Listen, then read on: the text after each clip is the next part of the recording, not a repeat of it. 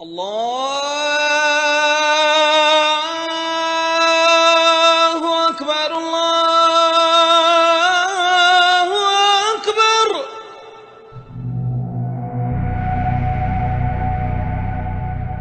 But there is a fundamental difference between Islam and extremism. Islam is a great religion, observed peacefully and devoutly by over 1 billion people in our world.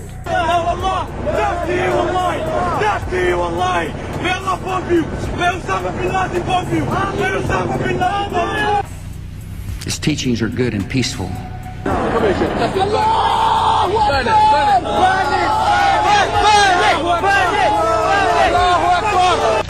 The face of terror is not the true faith of Islam. That's not what Islam is all about. Islam is peace. Who set threats on you? Allah! Allah! So we can invade their country and take their wives and walk with you. Allah! The hadith of the Prophet Mohammed emphasizes the duty of care. We owe one another. Because you're walking through a Muslim area, dressed like a fag, mate. You need to get out of it. Yeah, get out of it quicker then. So during this special month, let us also celebrate the diversity that contributes to Britain's strength. Muslims make a huge contribution to Britain's success. And now we find out that the homegrown terrorist who plotted it all was on welfare payments for 19 years. He never worked a day and has cost us millions. And Muslims make an incredibly valuable contribution to our country. Young Muslims say they want to turn Buckingham Palace into a mosque. CNN's Nick Robertson spoke to their leader, who is determined to see the UK become an Islamic state. Ramadan teaches patience and humility, reminds us of our shared moral universe and our obligations to others.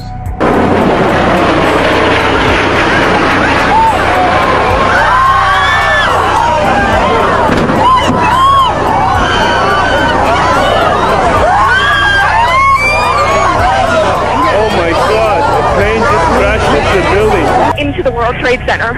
It was a jet, it was a very large plane, it was going fast. It went past the Ritz-Carlton Hotel that's being built in Battery Park. It flew right past it, almost hit it, and then went in. Holy shit! What happened? Oh my God! Oh my God! Oh my God! Oh my God! Oh my God!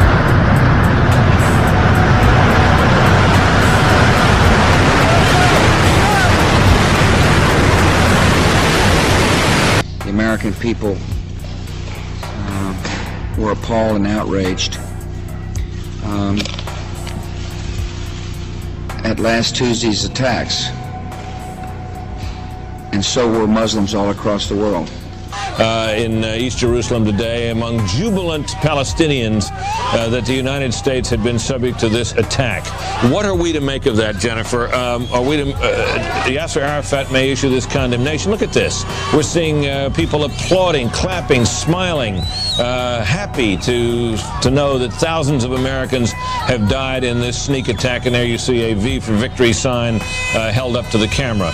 And Muslims and nations were just appalled and could not believe what we saw on our TV screens.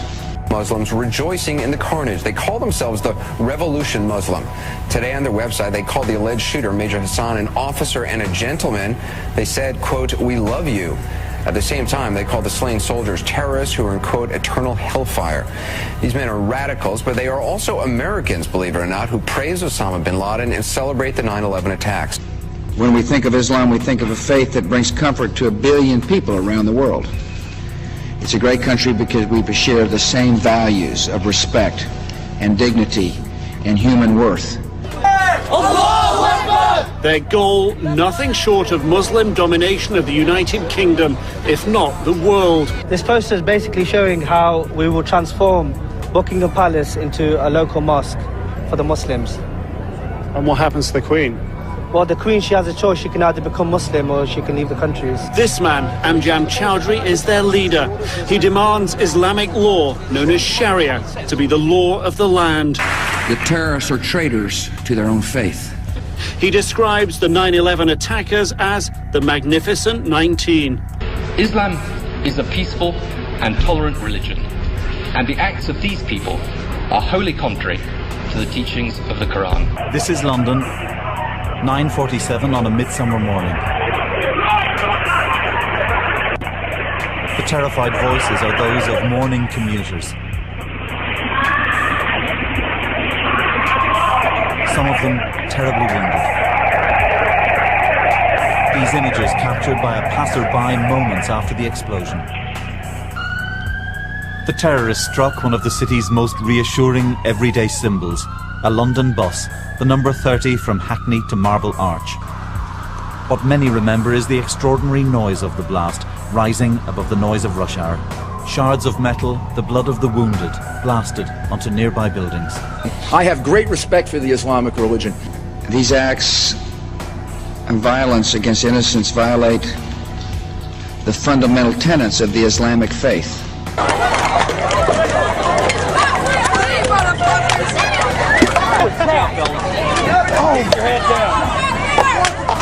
So why do you guys pray like this on the bed? Oh Lord, why don't you get on the ground like your prophets? You're Christian. That's what it says in the Bible, you stupid sheep. It is important for Western countries to avoid impeding Muslim citizens from practicing religion as they see fit.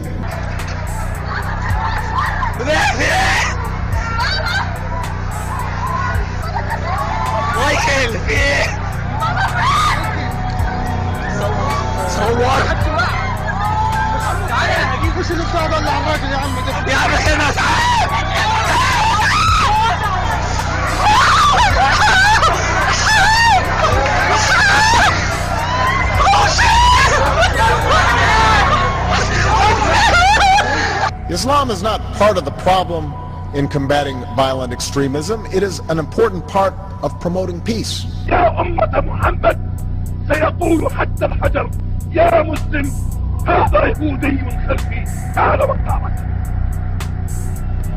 ونحن نقطعها والله لا نقطعها أيها اليهود الله أكبر. We will convey our deep appreciation for the Islamic faith, which has done so much over the centuries to shape the world. Taliban militants say they've executed 2 women who worked as prostitutes on a US base. As you see in this video, the burqa-clad women got into a car after which Taliban militants opened fire. Well, these pictures of the execution taken by an Associated Press television news. I also know civilization's debt to Islam and places of peaceful contemplation.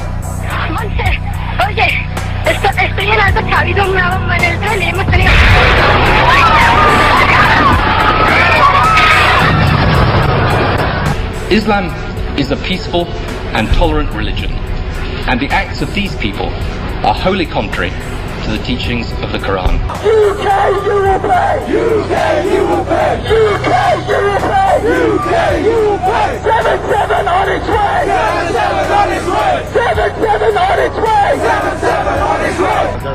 بهترین دین است در اسلام است.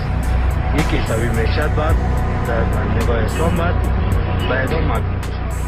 Islam is a great religion, observed peacefully and devoutly by over 1 billion people in our world.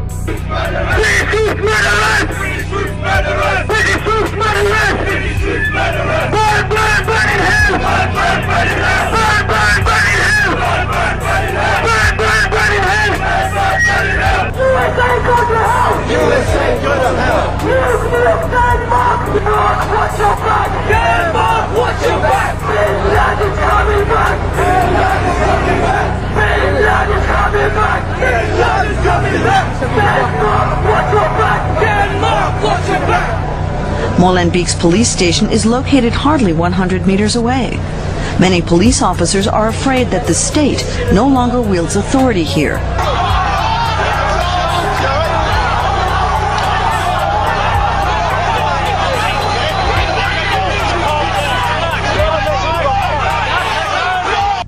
The hadith of the Prophet Mohammed emphasizes the duty of care. Muslims make a huge contribution to Britain's success.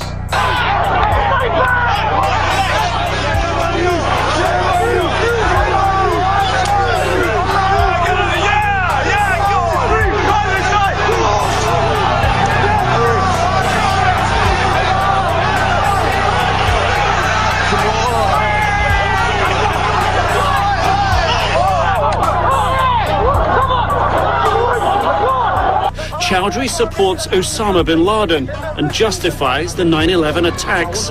What Chowdhury is implying is that how radicalization evolves here in Britain and in Europe will in some part be a model for what the United States can expect.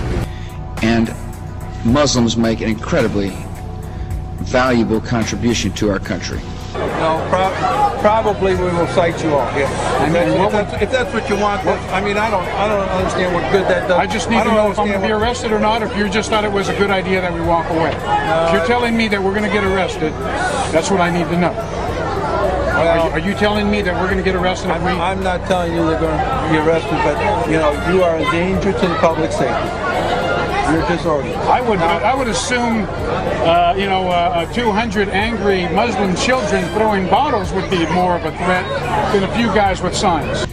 It's a great country because we share the same values of respect and dignity and human worth. ولا يعلمون أن الشعب الفلسطيني قد طور من موته ومن بحثه على الموت ولذلك أصبح الموت عند الشعب الفلسطيني صناعة تجيده النساء.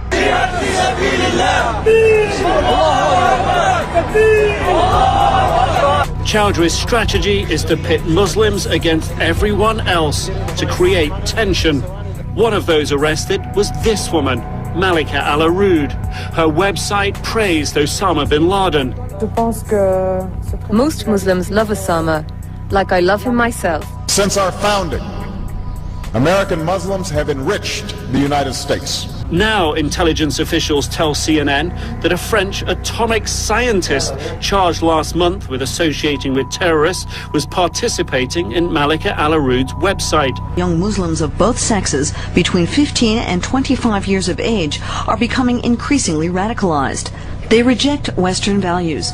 Islam is not part of the problem in combating violent extremism. It is an important part of promoting peace. The hadith of the Prophet Mohammed emphasizes the duty of care. Islam is a peaceful and tolerant religion. Its teachings are good and peaceful. Islam is peace.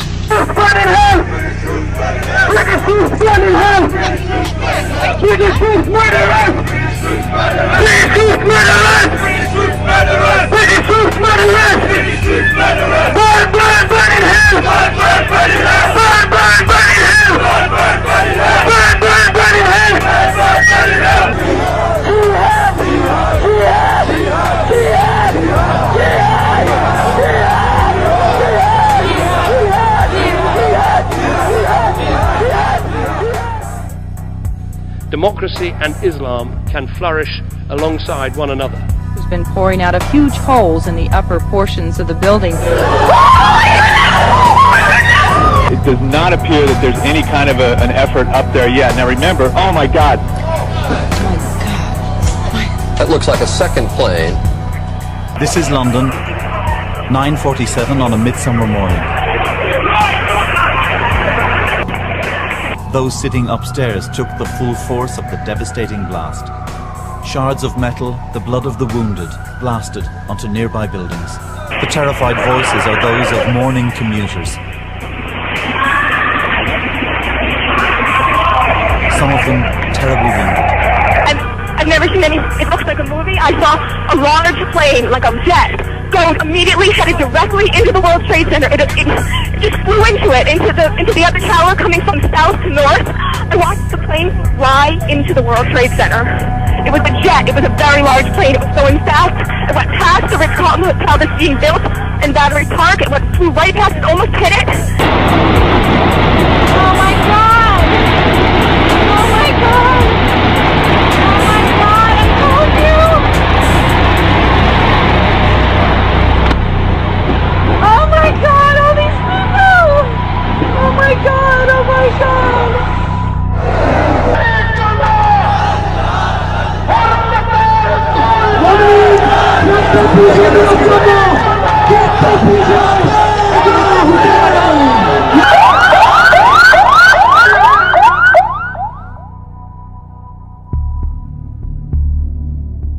What I would like to talk to you about today concerns a very well-known following which has been misconceived as the fastest growing religion in the world. a religion of peace, tolerance and understanding, but all the while the truth being a religion that undermines our democratic freedoms. A doctrine which threatens our own personal safety, our culture, and the laws which have held this great nation and many other Western countries together peacefully for hundreds of years. A delusional mindset which stands to destroy the very fabric of our great society if its agenda is not addressed, studied, and exposed. The movement which I am referring to is, of course, Islam. Before I begin, this video is not in any way intended to be a religious video, intending to proselytize or to be non-factually biased. The purpose of this video is not only to factually examine the core Islamic text of the Quran, thus forcing its twisted and medieval ideology into the spotlight and out of its subversive seclusion, but to demonstrate just how dangerous and detrimental venerated Muslim cleric teachings are to our own society, and furthermore how completely obtrusive, repugnant and contradictory Islamic law is to our own British laws. It could be persistently argued without a doubt that the UK has the highest concentrated number of Muslim immigrants and citizens, while being the most virulent in any of the world's Western countries.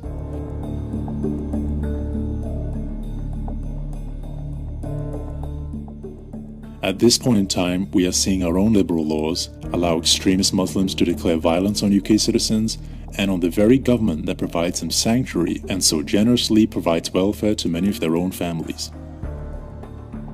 Nowhere in the history of the UK have we seen congregations of men in organised marches proclaim hateful remarks such as, "May God curse the Queen, British soldiers burn in hell," without fear of reprisal and punishment.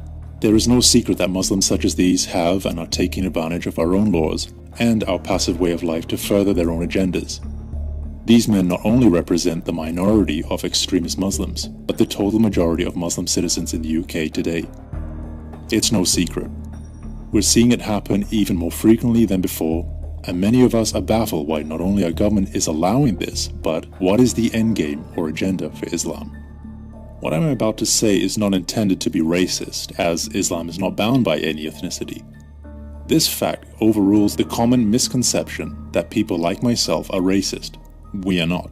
We are firmly opposed to the Quran, Islam, and the teaching of Mohammed and Islamic clerics. The UK and myself welcomes immigrants of all countries, and I enjoy seeing an ethnically diverse Britain. But let it be said, my issue is with Islam. What I propose may be shocking to most people today, but in light of the current geopolitical climate, there's no denying that our own way of life is under attack. It could be said that actual war has been declared on us. As a patriotic and proud citizen of this country, my proposition and the purpose of this video is not only to bring forth a constitutionally based legal inquiry into Islamic values and teachings, the doctrine and the mindset of Islam, but to determine whether or not Islam is welcome in this country altogether.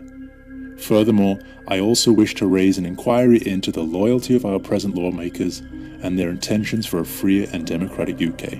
My proposition: I propose that if the Quran is found to be a danger to UK citizens, their way of life, and more importantly our laws, then ultimately we must push for the complete ban of the Quran and the practice of Islam altogether in this country. The following will explain in detail why I feel the way I do, and are urging our government to take final action against such a virulent movement. Firstly, let us not fall into the popular misconception trap that Islam is in itself a religion.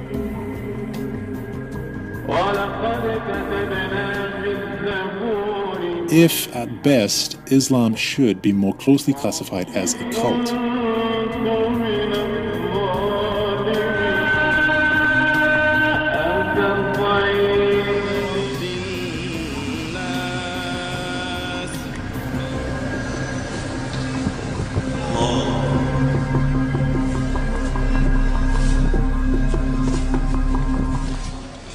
And the proof lies with our good friend, the dictionary. A cult is accurately described as the following: a system of religious veneration and devotion, with a misplaced or excessive admiration for a particular person or thing, with practices regarded as strange or sinister, a quasi-religious organization using devious psychological techniques to gain and control adherents.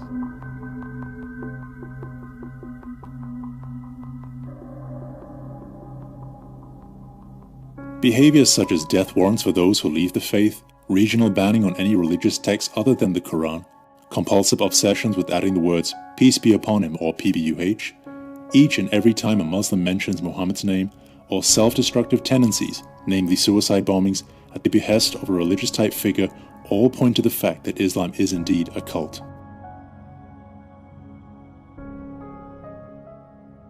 Now, as I mentioned before, this video is not intended for a religious debate, but it is worth mentioning the following. It may be argued that other religions have similar values, a messiah-type figure, or the expectation of one. What keeps Islam apart is its own laws that allow itself to be a quote-unquote religion with divisive tendencies. Its cultish behavior is evident as ex-Muslims are excommunicated from the faith, and more often than not, their lives are threatened if they should ever speak out against Islam. Islam is not only a cult, but in fact a mob-ruled, totalitarian political system cleverly and insidiously disguised in the cloak of religion. But why would Islam be classified as a religion in the UK, even if its own core values are malicious to UK citizens much the same way as Nazi philosophy was to Great Britain?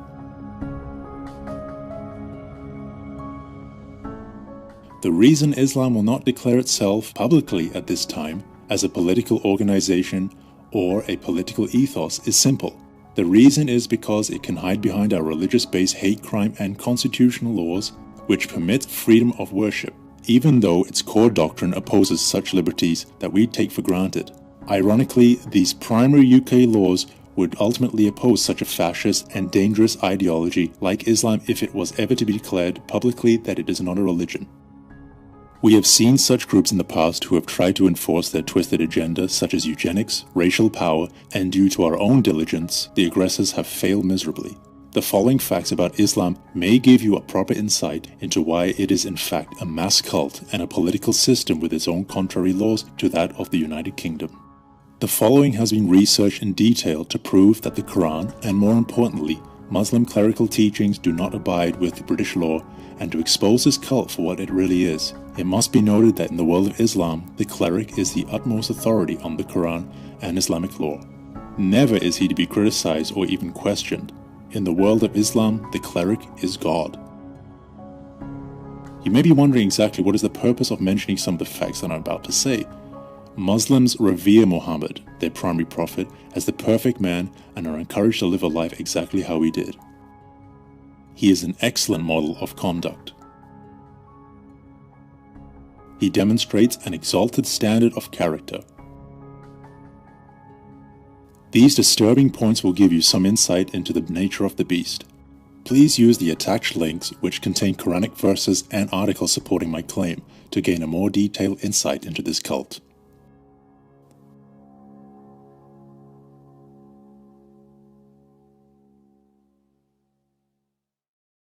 Warning: the following content is not suitable for children. Please remove them from the room before continuing this video.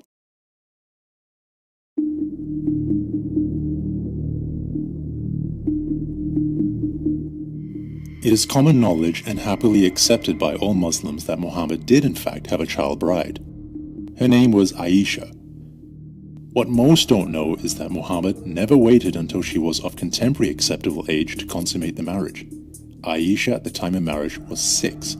Historians state that Aisha was no more than 9 when her new husband took her virginity. Mohammed at the time of consummation was at a grand age of 54, and Muslims today refer to the marriage as a beautiful union. It is even quoted in the Quran that Aisha would play with her dolls and toys whenever Mohammed was not copulating with her. In fact, it is noted in the Quran that Muhammad's wives and maids spent more time washing semen stains from his clothes and bedsheets than actually praying to their God. It is a documented fact, not only in the Quran, but in historical chronicles, that Mohammed not only molested his young wife constantly, but also raped young slave children who he had captured during his holy wars. And Muslims still find it hard to understand today why after his death, many apostatized from Islam after witnessing the hypocrisy and evil nature of Mohammed. It is no secret that the primary Muslim prophet Mohammed was indeed a pedophile. This could contribute to a stigma of pedophilia surrounding the so-called religion. In fact, pedophilia was and is a way of life for many Muslims, especially in countries like Pakistan and Afghanistan. Though the government deems such acts as illegal, the law is seldom enforced, and more often than not, the courts turn a blind eye. This disgusting act is known as bachabazi, or boys for pleasure. In the aforementioned regions, it is commonly practiced today by Muslim men. The bachabazi boys are often dressed up as little girls and forced to dance before being forced upon by much older pederasts. Don't believe me? Then please refer to the award-winning documentary, The Dancing Boys of Afghanistan.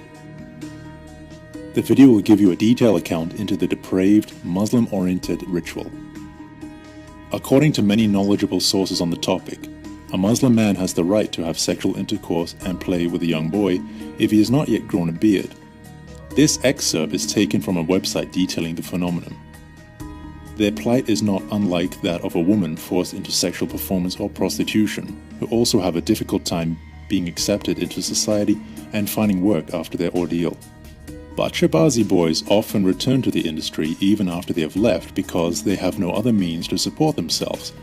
Women who have been forced into commercial sex often do the same.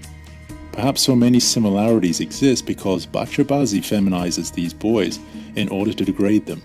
By forcing them to perform in women's clothes and by raping them, this tradition not only seeks to humiliate these boys for the pleasure of wealthy men, but also to reinforce the idea that women are inferior and for a boy to have feminine affections is degrading for him. It's a window into the severe gender inequality that pervades Afghanistan and Islam. The Quran even quotes Mohammed condoning his men to kiss and suck the tongues of little boys. No less than 20 Islamic sources such as the hadiths of Ahmad bin Hanbal relay that Mohammed used to suck on the tongues of boys and girls. Despite the Quran's virulent stance on homosexuality and cross-dressing, it is a known fact amongst many scholars that Mohammed himself may well have been a homosexual and dabbled in cross-dressing. Sahih al-Bukhari 2442 states that Mohammed said, "The revelation of God does not come to me when I am in the garment, mirt in Arabic, of any other woman except Aisha." Hard to believe, but the Quran contains over 30 verses confirming Muhammad's hypocrisy, citing Mohammed did indeed wear women's clothing occasionally. In the Quran, Sahih Muslim refers to Muhammad wearing Aisha's mirt being solely used only for women. Another verse by Musnad Ahmad said, "I saw the Prophet, Mohammed, sucking on the tongue of Al-Hassan, son of Ali, for no tongue that the Prophet sucked on will be tormented in hell." It has even been suggested by venerated theologian and Muslim revivalist Abdul Allah Maududi that homosexuality will be permitted once arriving in heaven. This comment leaves much to doubt about Muhammad's so-called words of conviction. Abdul Allah said, "If wine is prohibited in this world and allowed in paradise, the same will happen with homosexuality." This quotation is hypocritical of Islam's stance on homosexuality. In fact, so is the issue of lesbianism, as it is never mentioned not once in the Quran. Mohammed never seemed to have a problem with it and neither omitted or submitted anything relating to female homosexuality. Could it have been that he secretly enjoyed the act? Only Mohammed knew. In conclusion, Islam's stance on homosexuality and cross-dressing is completely hypocritical. The sex slave industry is predominant around Islam. Mohammed stated that it is permissible to have as many concubines as he wanted, woman or child. Hence why today we are witnessing an emergence of Muslim men gang-raping women, kidnapping and prostituting out young girls to other Muslim men.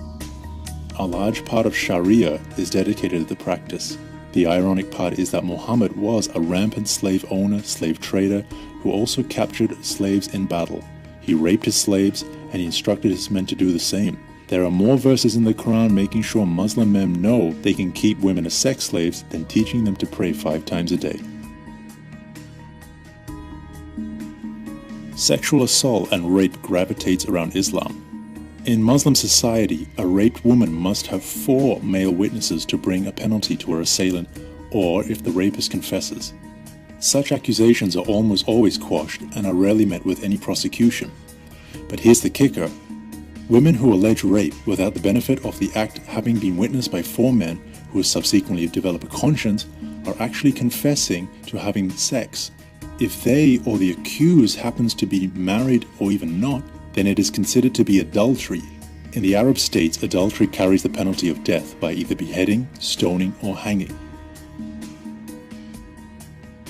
Muhammad's marriage to a 6-year-old child is a taboo subject in Islam, and most Muslims often adamantly claim Aisha was now 14 when she lost her virginity. This is an absolute lie, and still doesn't make the Prophet sound any more holy. The truth is that Islam now condones child bride marriages now as young as 1 year old. A recent article reported that a Saudi cleric has now officially decreed that all men are permitted to marry any Muslim child, whether she be 6, 9, or even 1. It has been decreed that it is the will of God. It has been reported that a growing number of British Muslim girls have been tricked by family members, forcing them into receiving female circumcision, a barbaric medieval act that Muslims say is an obligation to Islam. The reason behind it? Cleanliness, neatness of appearance, and the increased sexual pleasure for the man. This excruciatingly painful, disgusting, and brutal act has now hit our shores, and are organized by cutting parties facilitated by local and foreign women who have flown into the UK to perform the gruesome act. Although unable to give consent, many girls are compliant when they have the procedure carried out, believing that they'll be outcasts if they are not cut. The mothers believe they are doing the best for their daughters. Few have any idea of the lifelong of hurt it can involve or the medical implications. One study among Egyptian women found 50% of women who had undergone female circumcision endured sex rather than enjoying it. Despite Muslims' claims that their prophet was a peaceful and loving man, Mohammed was a barbaric, psychopathic, warmongering marauder who plagued the Saudi Arabian peninsula, ransacking and raiding caravans. Mindless violence under the guise of religion which led to murder, rape, pillage, and slavery, and consequently creating and imposing the jizya, a taxation only imposed on non-Muslims as a way of tribute and coercion into joining Islam, a practice that is still enforced today. Mohammed organized 65 military campaigns in the last 10 years of his life to wipe out any opposition to Islam. There are more verses and stories in the Quran depicting Muhammad's bloodthirsty nature than any verses of peace and forgiveness. A favorite pastime for him and his men, before capturing and enslaving the women and children for his own sexual gratification of course, was to barbarically cut the heads of his enemies, and Muslims call him a peaceful and holy man. You may have heard many critics calling Islam warring, but you never knew exactly why it is so. The reason behind such a violent mindset is the fact that the Quran is a hateful document and a manual for war. All those who are either the unbelievers, Christians and Jews, or oppose Muhammad and Allah are to be slain. The proof lies with the following verses taken directly from the Quran.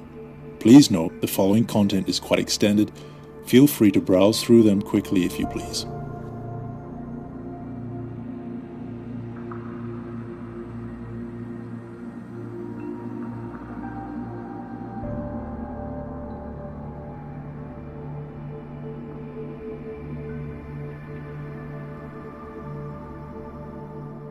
There are hundreds of verses and stories quoting Muhammad's bloodshed, which only proves that Islam and the Quran is a menace to society.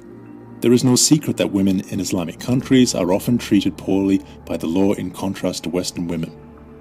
There is a delusional mindset that women in Islamic countries have as much rights as their male counterparts. This is far from the truth. To give you an insight into the male chauvinistic and unequal nature of Islam, here are some examples of Muhammad's vision for women.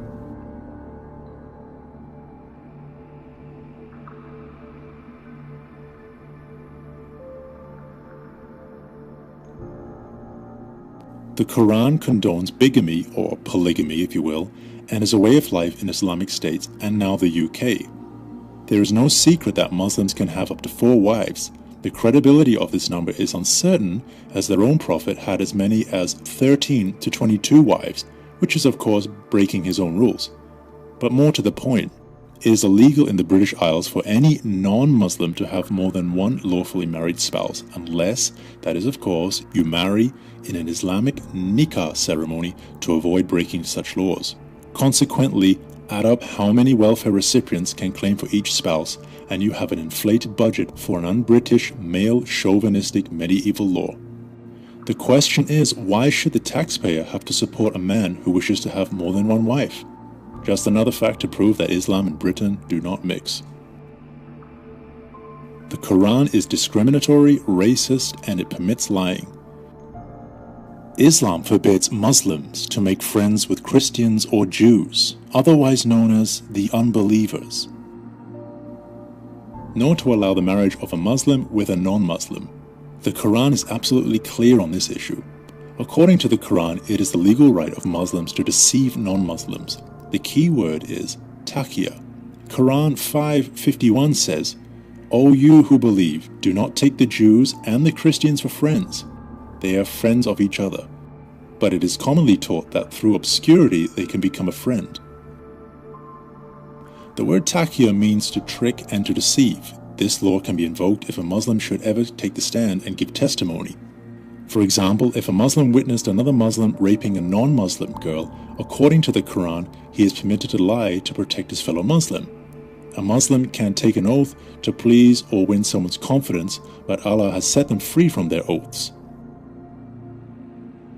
Another verse specifically singles out the Jews and calls for their death. Allah's apostle said, "The hour will not be established until you fight the Jews, and the stone behind him, which a Jew will be hiding, will say, 'O Muslim, there is a Jew hiding behind me, so kill him.'" Bukhari 52:177. The aforementioned verses only prove that you cannot trust Muslims or the false rhetoric they spout about peace and treaty with non-Muslims. The fatwa is a decree set forth by a Muslim cleric. It is always referred to by Muslims as a peaceful declaration made by a cleric similar to that of a Catholic papal bull. But the truth is quite the contrary. In using the Quran, a cleric can proclaim or decree any law or command which may and most often will result in honor killings, death warrants, or even war. The most famous fatwa of our time was imposed on author Salman Rushdie after he published his book, The Satanic Verses. Rushdie was forced into hiding as he received many death threats and attempts to murder him. In Sharia law, Muslims are exempt from Sharia law punishment or death sentence if they kill a non-Muslim in the name of Allah. This most always comes under the ruling as self-defense or jihad, but such a grey area is ever probed. Our Western foreign policies have never seen eye to eye with Islam, and so we are seen as an enemy, or better known as infidels. It is their Muslim right to exterminate and oppress any person who may be a threat to their establishment, of course, as they will profusely state, in self-defense. Muslim clerics are notorious for imposing the aforementioned fatwa or death sentence on anyone who quote-unquote insults Islam. Islam is so afraid of Muslims discovering the diabolical nature of its ethos that it imposes immediate death sentences on those who should even debate the teachings of the Quran. Such a mindset has led to stonings, beheadings, and international death warrants on respected figures. Islam forbids adoption. In the Arab states, there are millions of neglected and starving homeless children without parents or care. Because of Islam, these poor souls are subjected to a demeaning life of hardship due to one man's quote-unquote vision. Mohammed declared that adoption should be banned in Islam because he lusted after his own daughter-in-law who was married to his adopted son. Mohammed forced his adopted son to divorce his wife so he could marry her instead. He justified his actions as a commandment inspired by God. From then on, Muslims could no longer adopt.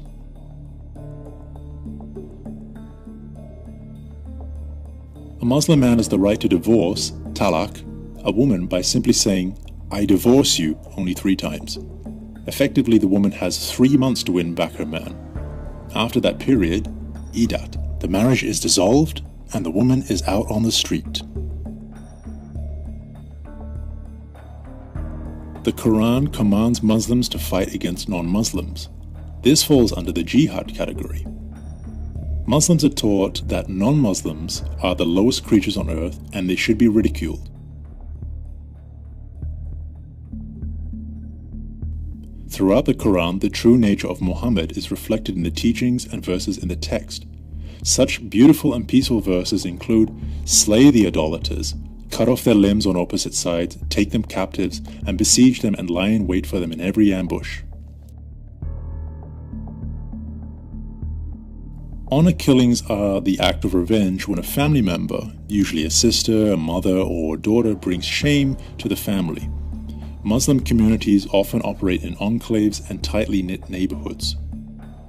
If a Muslim girl was to be seen holding a non-Muslim's hand or even kiss, it could bring forth a close family member to carry out a gruesome violation onto her, or at worst, death.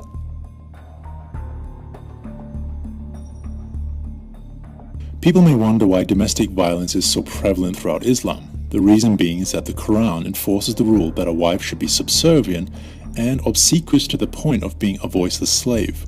A Muslim man is allowed to beat his wife into submission, but the beating must cease if the woman complies. Beating is the last resort after peaceful acts such as coercion, verbal abuse, and abandonment.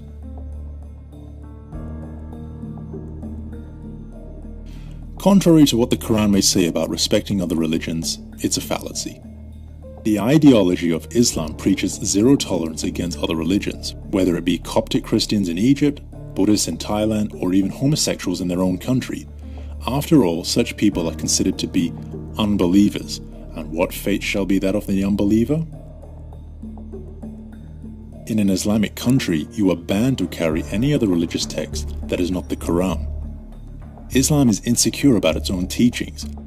A British flight attendant was not allowed to carry her Bible when working a long-haul flight to Saudi Arabia. She was given the ultimatum to change her shift or resign. Not only is Islam intolerant to other religions, it now condemns the day of international love, Valentine's Day. A recent Malaysian state sermon declared that inviting someone to be my Valentine will incur the wrath of God. So much for a religion of love. In an Islamic country, you can't leave Islam. It is forbidden, as it is the unthinkable to even consider the idea to apostatize from the cult. The Quran and Islamic states leave no room for debate or even freedom to choose one's religion without fear of reprisal. Hence why Muslims will always state the reason why Islam is the fastest growing religion is because it's so convicting. Even during Mohammed's reign of terror, anyone caught criticizing him or Islam soon became victims of a most gruesome violation. To even write a simple poem or create a song voicing your concerns about the cult would be met with a cowardly attacker raping and killing you in the middle of the night. Hence why Muslims feel so convicted by the Quran. Conviction by the sword, no doubt.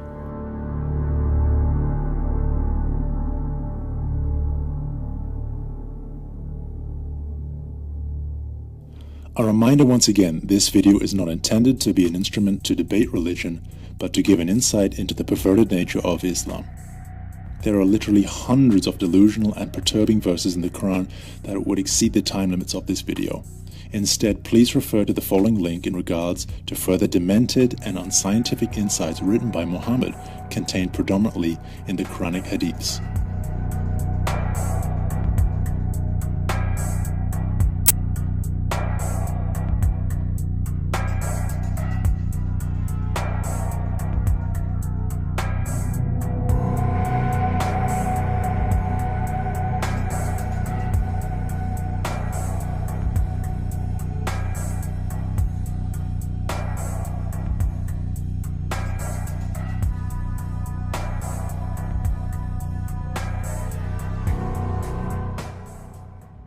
Personally, if I didn't know better, Mohammed could have possibly written the Quran under the influence of hashish, as it was a common pastime in that era. The actual derived meaning of the word assassin comes from hashish or hashisha.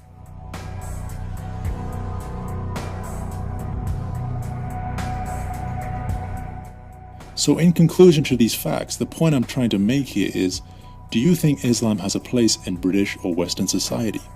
I'll continue my point.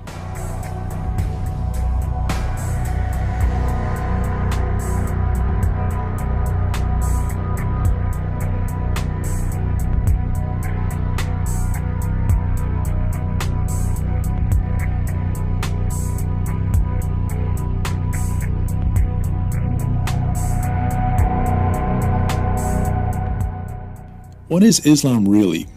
People can make the mistake of believing Islam is just another cult, but the truth and its agenda is far more shocking. As mentioned before, Islam is indeed a political establishment, but with an agenda which is secret to most UK citizens. Islam's final act and end goal is worldwide conversion and subjugation of every man, woman and child to Islam under Quranic law. After all, the true meaning of Islam is submission. As beautiful and peaceful as it may sound, and as many times as we heard political figures spout rhetoric about its beauty and mystique, Its teachings are good and peaceful. the true meaning of the word does not derive warm, fuzzy feelings of spirituality or obedience to God. Islam itself means submission to the law, the Quranic law, the law set by Mohammed, an evil and wicked marauding pedophile whose only goal was to control the masses, impose his form of taxation, otherwise known as the halal or jizya, a malevolent author of the Quran, a dangerous doctrine of oppression, child molestation, discriminatory taxation, and subjugation, which he fondly referred to as submission. His law, which was devised hundreds of years ago, was written for one single purpose: to oppress whatever nation would convert to his religion. This Quranic verse sums up the quote-unquote beautiful side of submission, or Islam. When you meet your enemies who are polytheists, which includes Christians, invite them to 3 courses of action. If they respond to any one of these, you also accept it and withhold yourself from doing them any harm. Invite them to accept Islam. If they respond to you, accept it from them and desist from fighting against them. If they refuse to accept Islam, demand from them the jizya. If they agree to pay, accept it from them and hold off your hands. If they refuse to pay the tax, seek Allah's help and fight them. So what does this mean for us? By now you're probably shocked by what has been shown to you, but it's not over yet. Surely our laws will ultimately protect us from such an insidious and anti-democratic doctrine. After all, our forefathers have fought such regimes to keep us safe. Think again. In Islam it is preached there are 2 houses. The House of Islam, which many people believe is submission, or inaccurately translated to peace. And then there is the second house. This house is where the majority of UK citizens fall under. Islam calls it the kafir, or unbeliever, but most closely translated from the Quran in Arabic, it is the house of war. So in definition, this applies to all those who do not believe in Allah, the Quran, or that Mohammed was the true prophet, or those who know nothing of it, or those who have outrightly and rejected the faith and oppose Islam. I proudly fall into that category. War being the key word in this scenario. Mohammed once said that it is permissible to lie to the enemy in times of war. Since Mohammed was constantly at war with everyone, lying became a way of life for Muslims and still is today. When media groups, journalists and law courts question the true intentions of Islam, a Muslim is allowed to lie to cover his behind. So how can we trust Muslims if they're indoctrinated with this mindset? The answer is, we can't. Please read the following link about condemnation of lying in Islam. The article elaborates in detail about taqiyya and how Muslims use it today. If Muslims were successful in converting non-Muslims to Islam, how would they control the masses?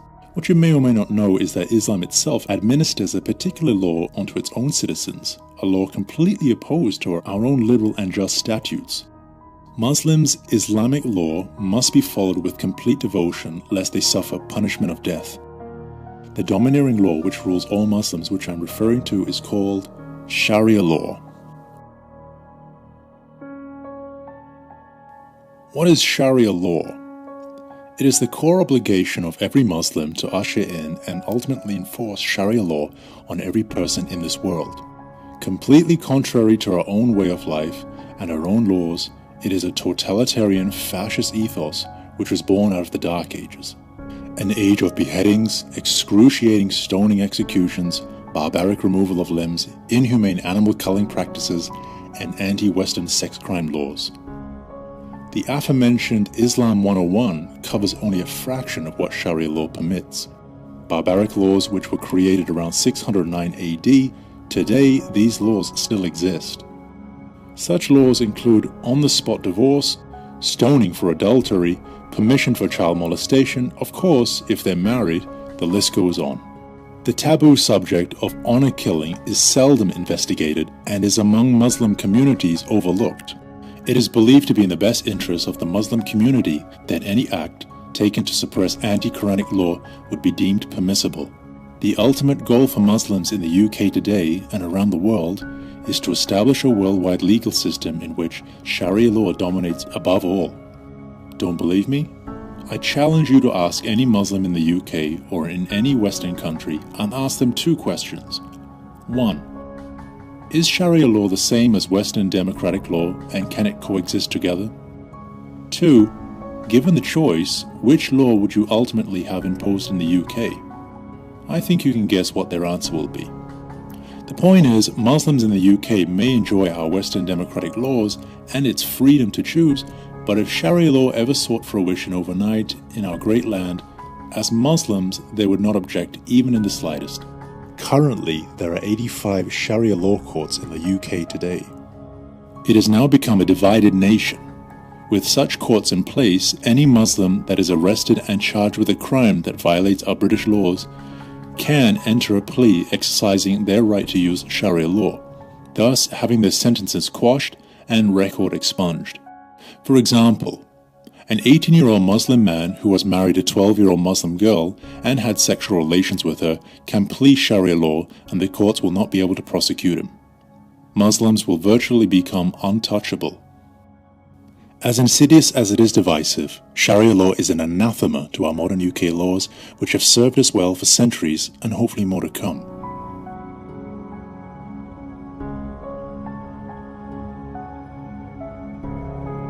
As our nation progresses, we are able to learn from our past mistakes and enact new laws to protect its citizens for the best. Sharia law does not, it has not, and never will. Instead, it persistently leads its followers darker into a world of hate, blindness, and oppression. Every year, new Muslim laws are created, mostly by clerics, accurately interpreting from the Quran, which further subjugate their citizens, making them a fearful nation of devout followers. This excerpt, which explains the myth about Islam being a democracy, is taken from thereligionofpeace.com for your reference. The myth. Islam is compatible with democratic principles. The religion itself is a democracy. The truth. A democracy is a system in which all people are judged as equals before the law, regardless of race, religion, or gender. The vote of every individual counts as much as the vote of any other. The collective will of the people then determines the rules of society. Under Islamic law, only Muslim males are entitled to full rights. The standing of a woman is often half that of a man's, sometimes even less. Non-Muslims have no standing with a Muslim. In fact, a Muslim can never be put to death for killing an unbeliever. The Islamic State is guided by Islamic law, derived from the Quran and Sunnah. A body of clerics interprets the law and applies it to all circumstances, social, cultural, and political. The people are never to be placed above the Quran and Sunnah any more than man should be above Allah. It is somewhat debatable as to whether there are any states in the Muslim world that qualify as actual democracies. There is no denying, however, that the tiny handful that are often held up as democratic nations are ones in which deep tension exists because the government and religious leaders, as the latter, often complain that democracy is an idolatrous system imposed on them. True Islam openly rejects democracy. How dreadful are the curses which Islam lays on its faithful. Besides the fanatical frenzy, which is as dangerous in a man as rabies in a dog, there is this fearful fatalistic apathy. The effects are apparent in many countries. Improvident habits, slovenly systems of agriculture, sluggish methods of commerce, and insecurity of property exist wherever the followers of the Prophet rule or live. A degraded sensualism deprives this life of its grace and refinement, the next of its dignity and sanctity. The fact that in Islamic law every woman must belong to some man as his absolute property, either as a child, a wife, or a concubine, must delay the final extinction of slavery until the faith of Islam has ceased to be a great power among men. Individual Muslims may show splendid qualities, but the influence of the religion paralyzes the social development of those who follow it. No stronger retrograde force exists in the world. Far from being moribund, Islam is a militant and proselytizing faith. It has already spread throughout Central Africa, raising fearless warriors at every step. And were it not that Christianity is sheltered in the strong arms of science, the science against which it had vainly struggled, the civilization of modern Europe might fall, as fell the civilization of ancient Rome. There is a growing misconception that Islam is the fastest growing religion in the world. A misunderstanding that followers have converted to the faith. This is entirely incorrect. Ask anyone you know to find out if they know anyone who had wholeheartedly converted to Islam. You would be hard-pressed in finding any. The truth is quite simple. The UK population is being outbred by Muslim immigrants. A typical British family will have at most 2 children on average, if any at all. The concept of the modern-day family is far becoming a dream due to the increasing cost of childcare and housing. As for Muslim families, on average, a couple will have at least 3 children, with at most having up to 5 or more. That's at a ratio of 5 to 1. Statistical projections conducted by the respected Pew Research Center said in the next 15 years or less, we will see a 5-fold rise of Muslims in Britain. Another projection suggested that in a few years, that there will be more Muslims in the UK than in Kuwait. Considering these facts and taking into account how young non-Muslims today do not consider marriage or children as a top priority, and you've got a domino effect, an unstoppable tidal wave that looks to unbalance the UK's demographics. Here is a short video which explains in detail how fast Muslims are outbreeding non-Muslims.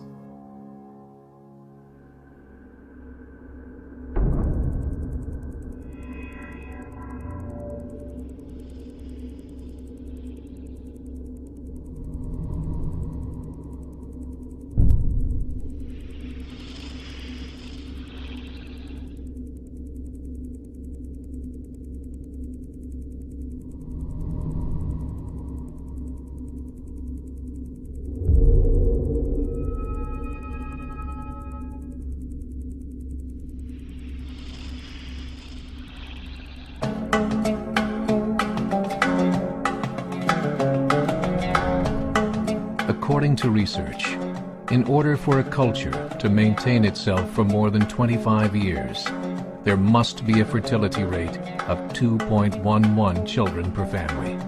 With anything less, the culture will decline. Historically, no culture has ever reversed a 1.9 fertility rate. A rate of 1.3, impossible to reverse, because it would take 80 to 100 years to correct itself. And there is no economic model that can sustain a culture during that time.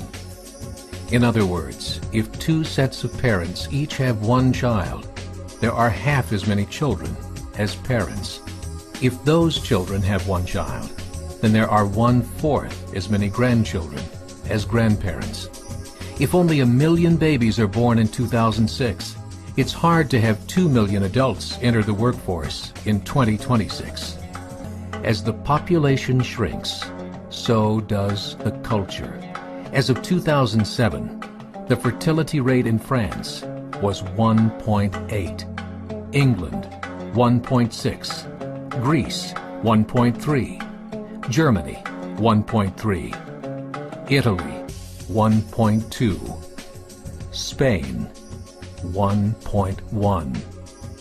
Across the entire European Union of 31 countries, the fertility is a mere 1.38. Historical research tells us these numbers are impossible to reverse. In a matter of years, Europe as we know it will cease to exist. Yet the population of Europe is not declining. Why? Immigration. Islamic immigration. Of all population growth in Europe since 1990, 90% has been Islamic immigration. France, 1.8 children per family. Muslims, 8.1. In southern France, traditionally one of the most populated church regions in the world, there are now more mosques than churches. 30% of children ages 20 and younger are Islamic. In the larger cities such as Nice, Marseille, and Paris, that number has grown to 45%. By 2027, 1 in 5 Frenchmen will be Muslim. In just 39 years, France will be an Islamic republic. In the last 30 years, the Muslim population of Great Britain rose from 82,000 to 2.5 million, a 30-fold increase. There are over 1,000 mosques, many of them former churches. In the Netherlands, 50% of all newborns are Muslim, and in only 15 years, half of the population of the Netherlands will be Muslim. In Russia, there are over 23 million Muslims. That's 1 out of 5 Russians.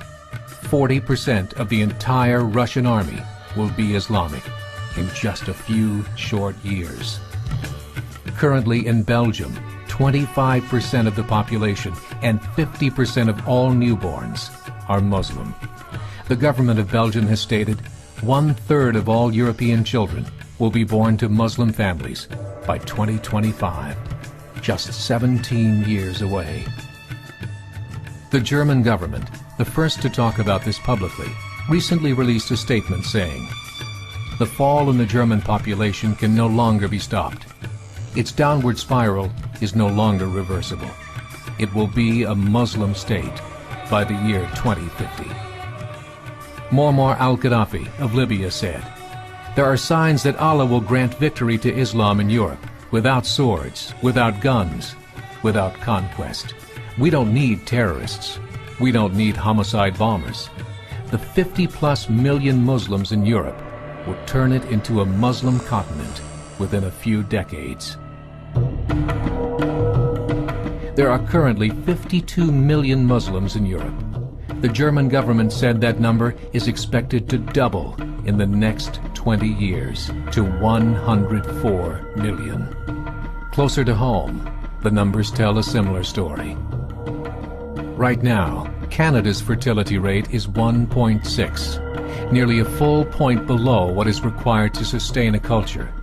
And Islam is now the fastest growing religion.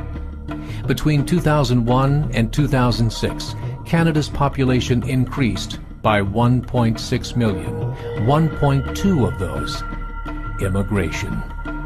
In the United States, the current fertility rate of American citizens is 1.6.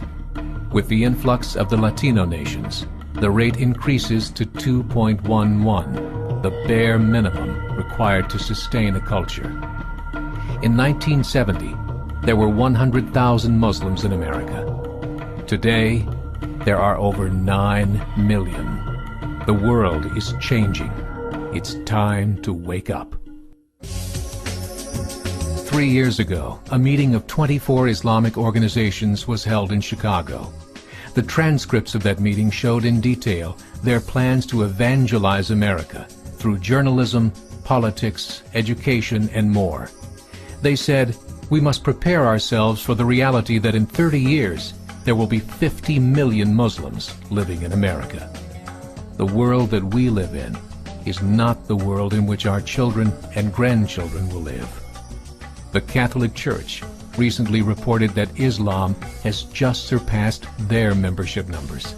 Some studies show that at Islam's current rate of growth, in 5 to 7 years, it will be the dominant religion of the world. As believers, we call upon you to join the effort to share the gospel message with the changing world. This is a call to action. Don't get me wrong, childbirth is a blessing and every family should be allowed to have as many children as they want with the understanding that they are able to financially support their families. The problem lies with what their children will be taught by their parents. Muslim parents will ultimately teach their flock about the evils of the West, how poisonous British law is, and encourage them to stick to their own kind. This being primarily Muslims.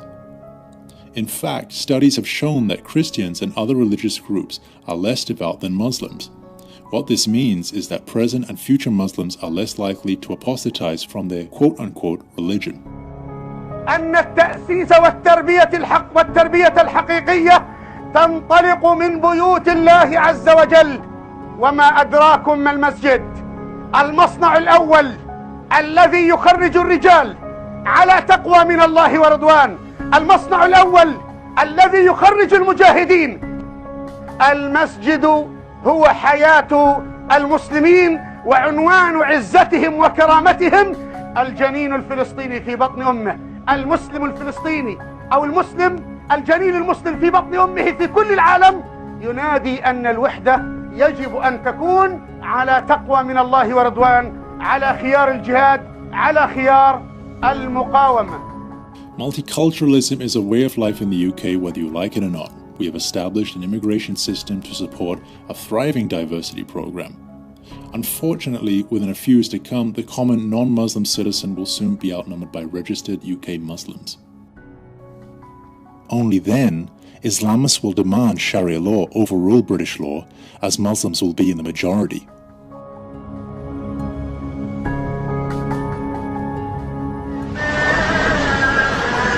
Arguing that some British streets have become off-limits to non-Muslims may be a view associated with the far right, but when a Pakistani-born Anglican bishop publicly agrees, it reopens the debate.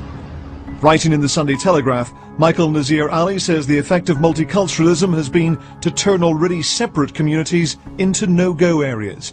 Our history is based on our Christian understanding of the world, that we've built a country on this basis, but in the past decade or so we seem to have lost it. We've emphasized multiculturalism to the point of losing our own roots. In Oxford, the city of dreaming spires is also adapting to the new cultural landscape.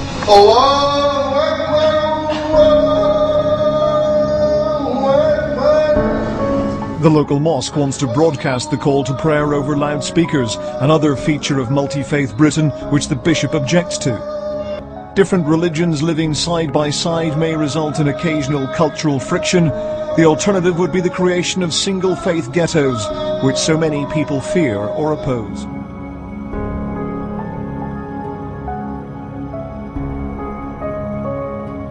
Even though we're not quite there yet, the future does not look too promising for the UK. If we don't act now, our way of life could soon become history. Muslim groups will soon begin to virulently target citizens on the streets, businesses, and anyone who dare oppose their diabolical agenda. We have seen Muslim clerics incite hatred against our own women, proclaiming that modern women conduct themselves as pieces of meat. We have heard clerics call for babies to be clothed in burqas lest they face sexual molestation. Under Sharia law, Muslims will enforce the rule of amputation of criminals' hands, which leaves no room for rehabilitation and reinsertion back into society. We already see a tremendous amount of women in burqas throughout the UK. Not only is the burqa a sign of oppression, but a constant security threat. We've all heard the reasons for the burqa, how Islamists purport the beauty of submission to God by covering beauty itself. As contradictory as it may sound, the burqa is a constant security threat.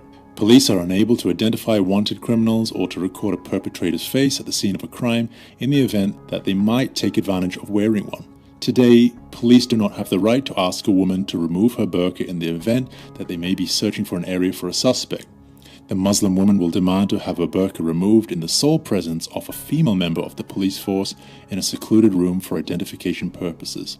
A Muslim woman like this can and will most likely take legal action against the police department for discrimination and harassment. In reality, the police department are powerless against such taboos. But the glaring hypocrisy is that non-Muslim UK citizens with their own religious beliefs are now becoming targeted and vilified in their own workplace. You may have heard of the recent legal problems British Airways faced when they fired a female employee simply for wearing a small crucifix necklace. Yet we are force-fed to accept and to silence our criticisms of the burqa and other Islamic headdresses in fear of being prosecuted with a hate crime. The fact is that our nation has a plethora of religious artifacts and heritage sites that contain crucifixes and Christian symbols. That tourists from all over the world pay thousands of pounds to visit these places to experience our grand history and culture. Do they get offended? Absolutely not. And why should we? More to the point, why should we remain silent? If religious symbols offend these cowardly and corrupt individuals, then why don't we remove our proud Union Jack, as ultimately the flag was derived from the St. Andrew's Cross, a Christian symbol. Very soon, true followers of Islam will begin to demand the removal of provocative women's wear, bikinis, lingerie, jeans, and unisex clothing. citing that such apparel is not only distasteful but offensive to their beliefs and their God.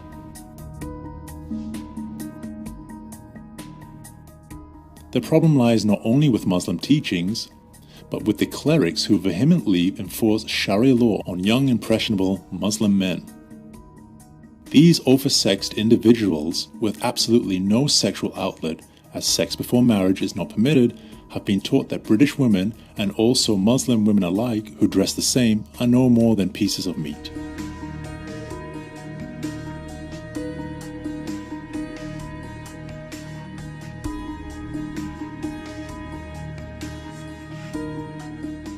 Such a mindset has led to multiple gang rapes in Australia and is a regular occurrence throughout Asia. This disgusting and demeaning act has now hit our own shores. Only recently have we heard about young girls under the age of 18 in the north of the UK being groomed as sex slaves. Pedophile rings are common among Muslim communities, as their own clerics have declared sex with a minor, whether she be 6, 9 or even as young as 1, is permissible. Of course, a Muslim man must be married to her. But why wait?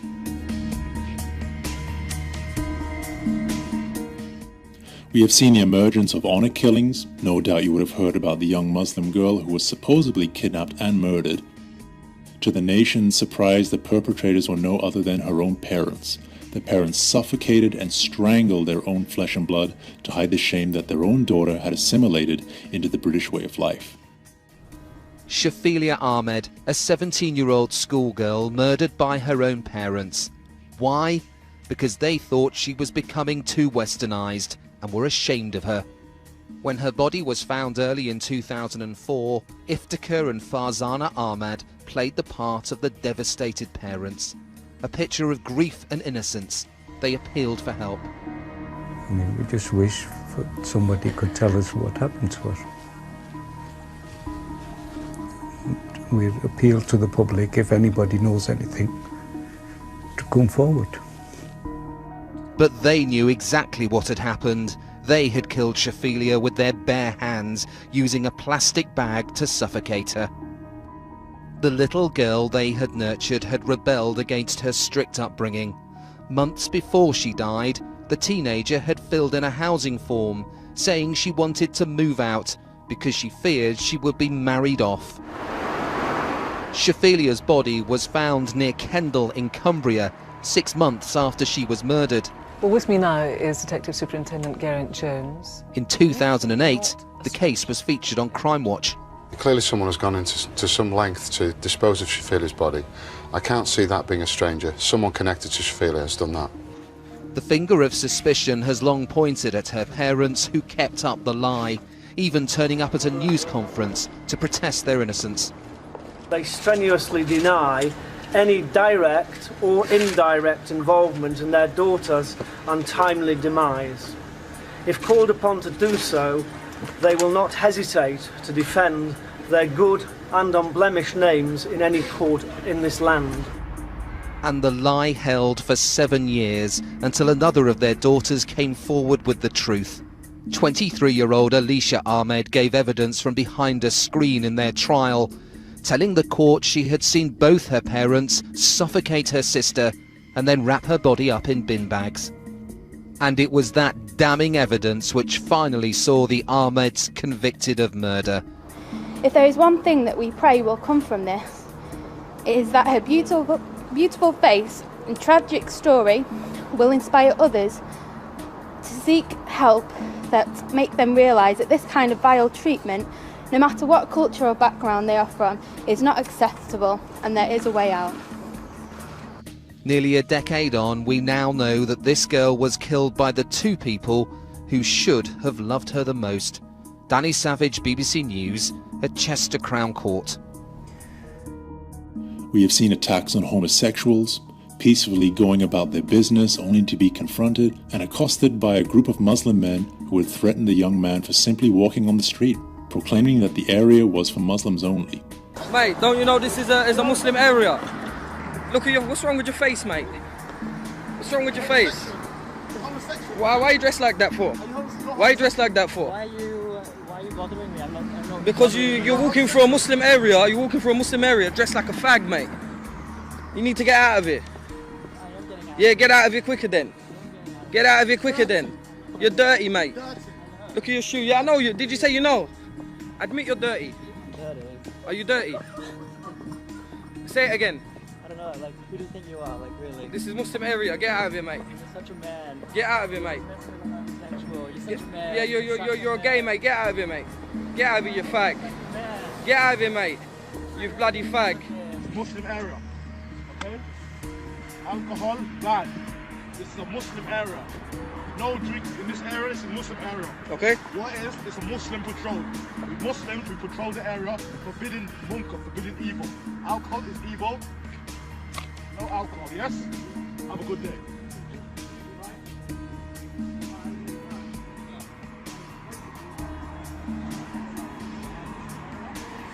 It's a Muslim area. Obviously, no alcohol is allowed in this area. So, unfortunately, you're going to take the alcohol. We don't care if you believe it or not.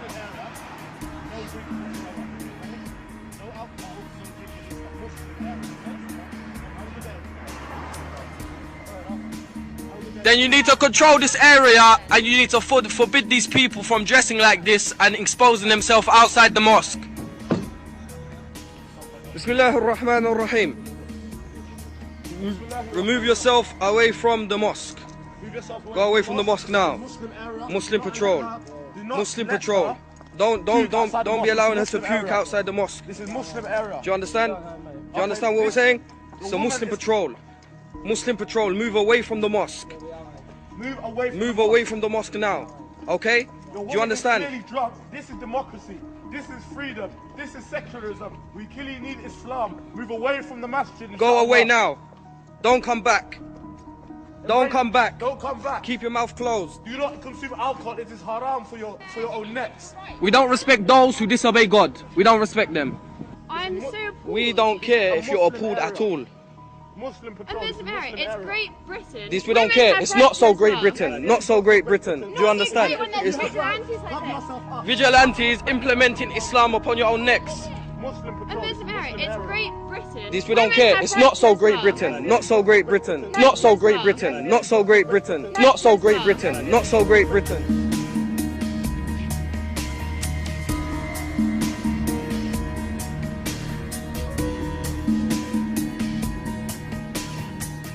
Suffice to say, Sharia law is completely opposite to our own laws. It is against our way of life. Every UK citizen has the right to live how they wish to live according to the laws, which have been in place long before Islam ever arrived on our beautiful shores. As a respected and venerated president once said, "A house divided cannot stand."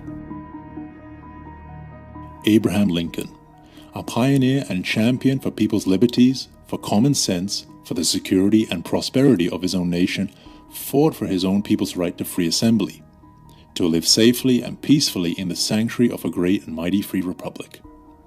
Hopefully we can take a leaf out of Honest Abe's book, especially when it comes to the issue of security.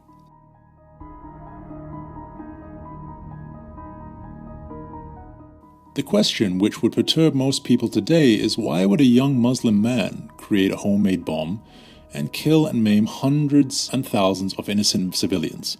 Men like Mohammed Siddiq Khan, Shehzad Tanweer, Jermaine Lindsay, Hasib Hussein, the bombers responsible for the 2005 London terrorist attacks. Men like Nick Riley, a Plymouth resident and Muslim convert who attempted to blow up a substantial portion of the Princess Hay shopping centre in Exeter. The reason is jihad.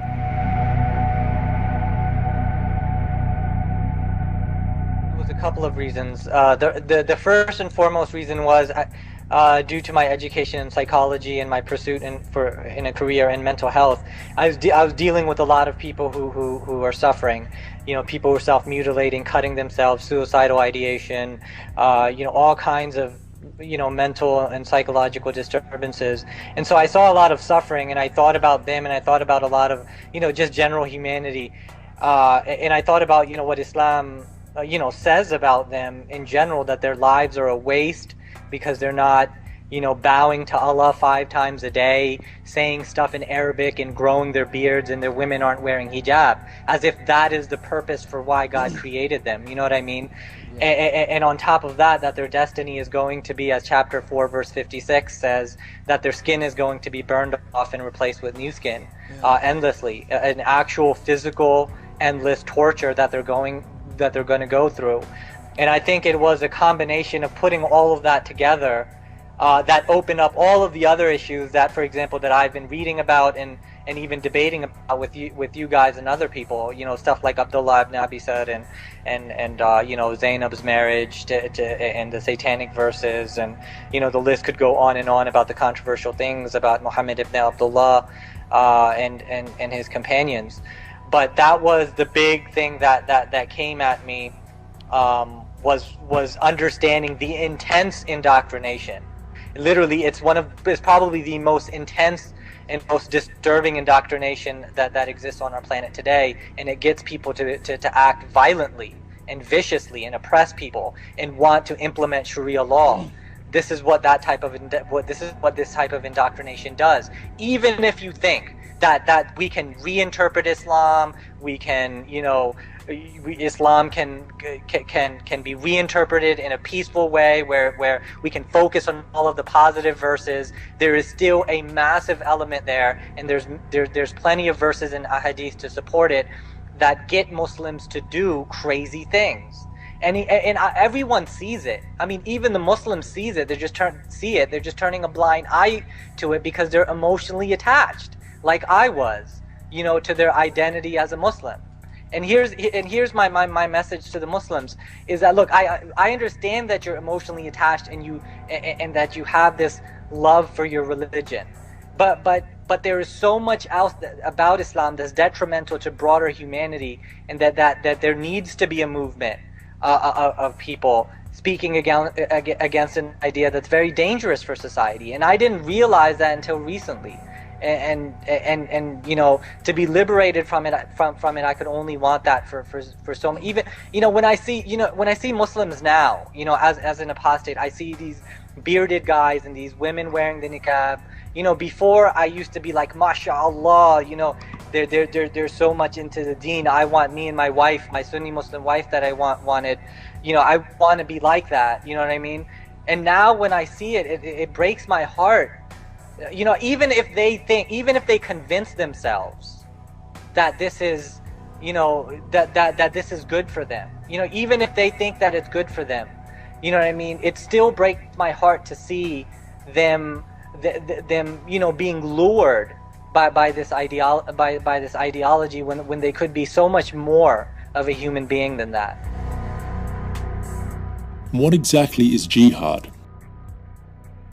Jihad means holy war, or to wage war on those who are presently occupying Muslim land, and to enforce and impose Sharia law on the citizens of that region. It is the duty of every Muslim to defend their land and to attack the perpetrators. But how does this apply to the UK? As many Muslims will rhetorically say, the Quran preaches peace and to respect all cultures. This is no more than a unpopular misconception and a typical incorrect knee-jerk response by Muslims to cover up their true intentions. Much like the other misconception that terrorism has occurred in the UK and the USA because of poor foreign policy with the Islamic states. What people seem to forget, despite all the conspiracy theories of 9/11, it was fundamental Islamists who brought us into a 10-year war with 2 Muslim countries. It has been a monumental tit-for-tat calamity that has never ceased. The die-hard terrorists of 9/11, who were revered and cheered by the Islamic world, are now venerated as the Magnificent 19. Jennifer, Yasser Arafat may issue this condemnation. Look at this. We're seeing people applauding, clapping, smiling. We're only following what their quote-unquote religion demanded. Jihad. This is the moment a vehicle bomb detonates in Kabul, Afghanistan.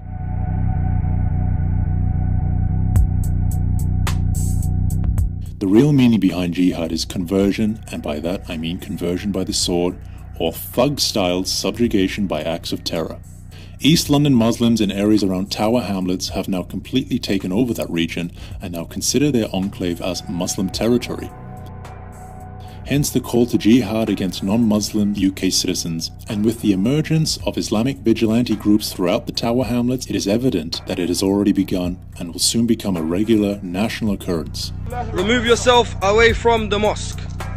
Go away from the mosque now. Muslim patrol. Not out of ignorance and misguidance of the Quran, as many Muslims will say, but out of Muslim obligation and, more importantly, loyalty to their clerics. Muslim clerics like Abu Hamza, a virulent UK naturalized citizen who abused our marriage laws to obtain citizenship and to go on to facilitate and organize the London terrorist attacks in 2005. A true Muslim who our own government could do nothing about until the USA intervened because our own laws had stifled us to the point of stalemate. In relation to counter-terrorism, according to the Huffington Post, the United Kingdom's budget and expenditure for 2012 was £2 billion. And now with government cutbacks, it is said that our defences are slowly diminishing. And yet, hate crime laws prohibit concerned and scared citizens from speaking the truth, for voicing their concerns about their own country's moral and security integrity. In speaking up to address these issues will label you a racist, a bigot, or an Islamophobe, when the glaring irony is that our own citizens do have phobias. They are scared of an outdated medieval doctrine which is slowly infiltrating our legal system and choking our citizens' right to free assembly. There is a major effort taking place to curb free speech in this country, irrespective of our Constitution, our Bill of Rights. And free speech advocates say the United Nations has come down on precisely the wrong side. The United Nations has adopted what it calls a resolution combating defamation of religions. The United Nations now wants to make that anti-blasphemy resolution binding on member nations, including, of course, our own. That would make it a crime in the United States if the United Nations were to have its way to criticize religion, in particular, Islam. Kelly Pilgrim has our report. The UN General Assembly is considering a binding resolution urging member states to make it a crime to criticize Islam. What they would do would be to make it illegal to put out a movie or write a book or a poem which somebody could say was defamatory of Islam. The so-called anti-blasphemy resolution would call on governments to pass their own laws to determine what can be said about religion in public. The resolution urges states to provide within their respective legal and constitutional systems adequate protection against acts of hatred, discrimination, intimidation, and coercion resulting from defamation of religion. But the U.S. says the concept of defamation of religion has another meaning. While appearing in name to promote tolerance, the implementation of this concept actually fosters intolerance and has served to justify restrictions on human rights and fundamental freedoms.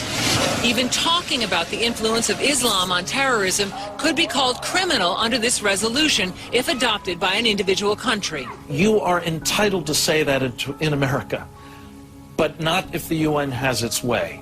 They would criminalize that kind of practice, and they are trying to do it elsewhere around the world.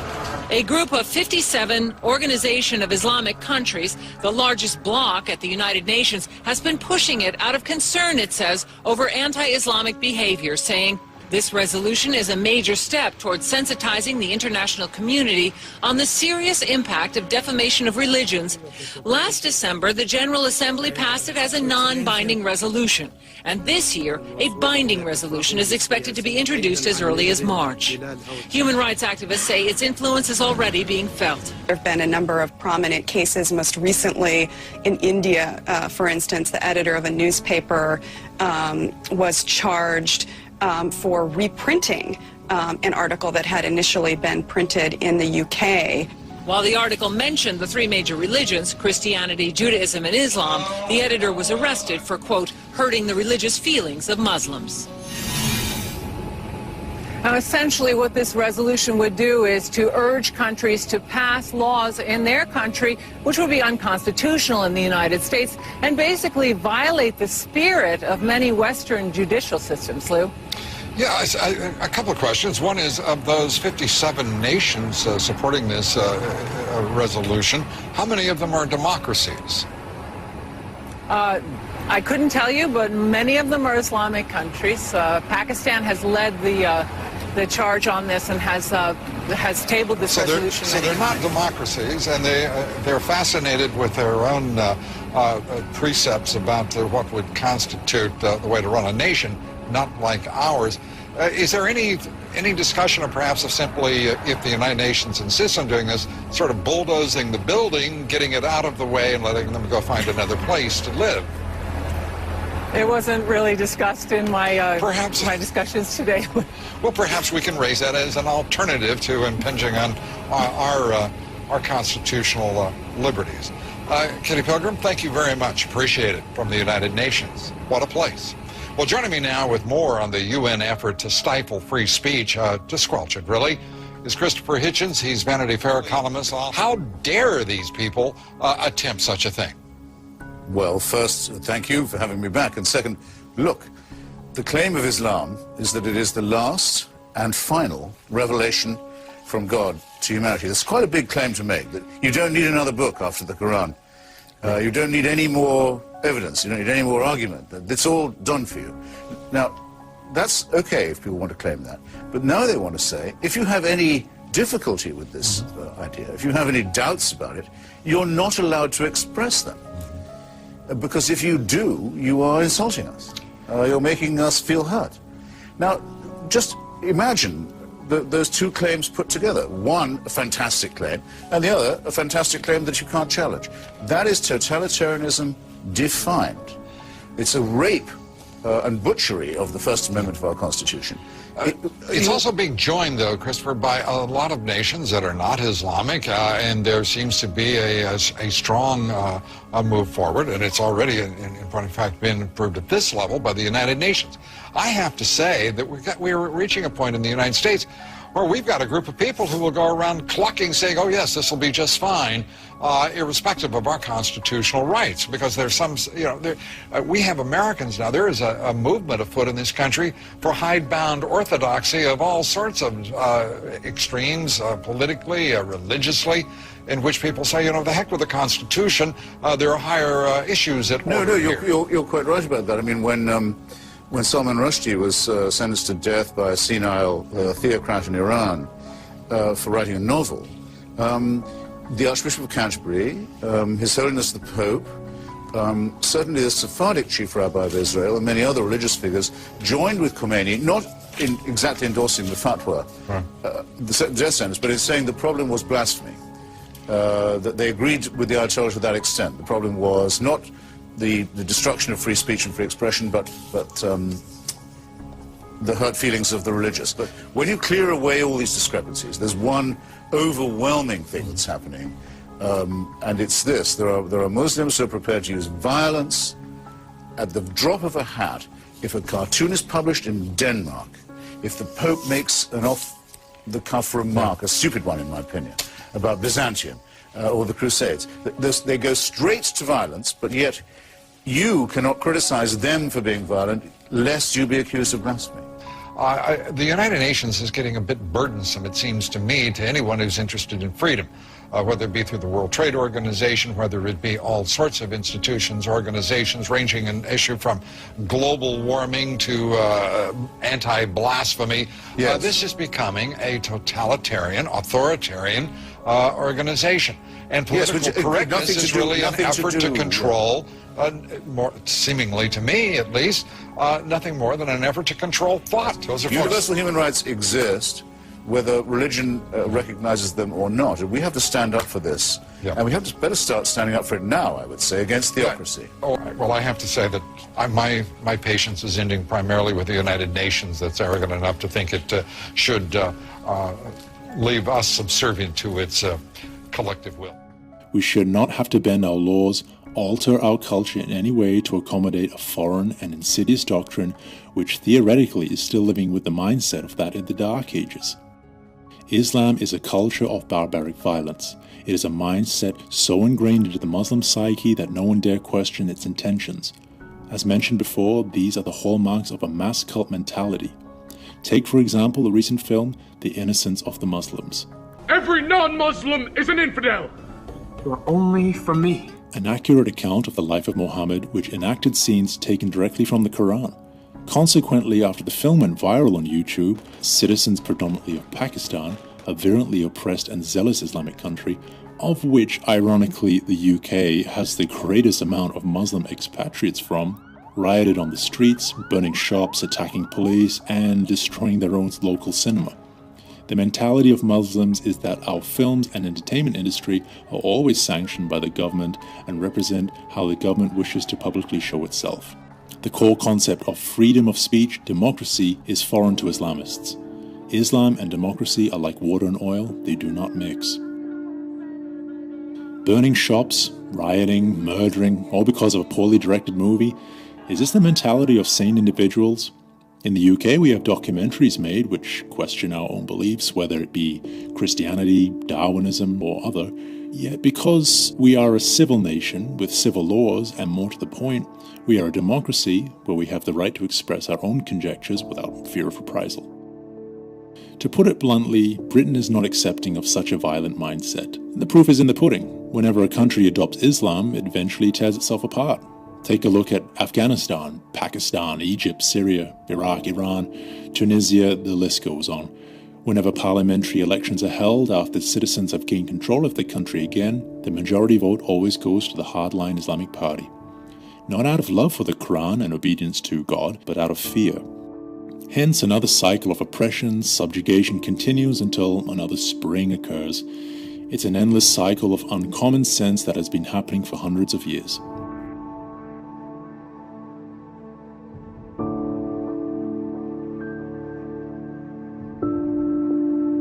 The question more appropriately is, why would an extremist Muslim, or any Muslim for that matter, move to a country which is completely opposite to its own culture?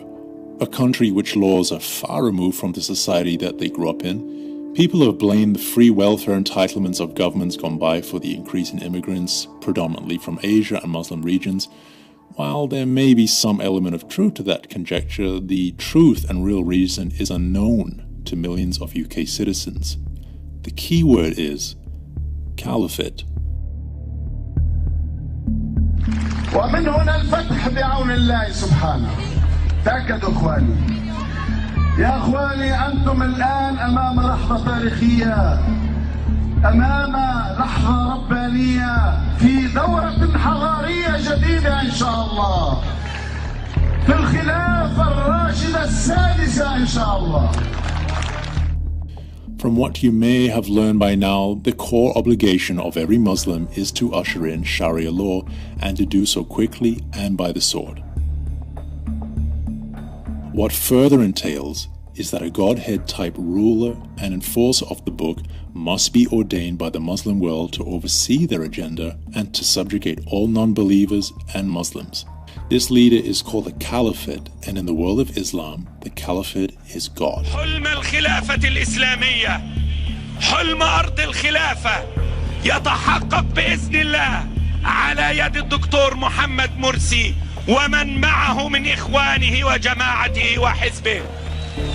رأينا الحلم الكبير الذي نحلم به جميعا، الولايات المتحدة العربية. الولايات المتحدة العربية ستعود تكون عاصمة الخلافة، ستكون عاصمة الولايات المتحدة العربية هي القدس إن شاء الله. تكون عاصمتنا ليست القاهرة ولا مكة ولا المدينة، وإنما القدس إن شاء الله. وسيكون هتافنا على القدس، رايحين شهداء بالملايين على القدس، رايحين شهداء بالملايين على القدس،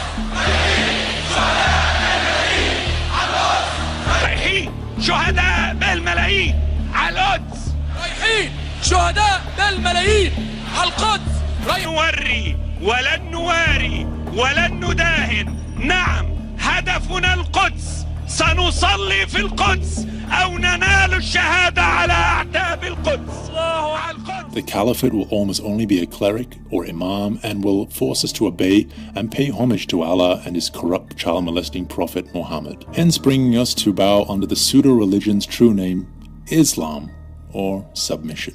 What is right now a free-loving liberal country with civil laws and a modern perspective will become ultimately a totalitarian fascist world where freedom of speech and lifestyle will be abolished, swiftly and without debate.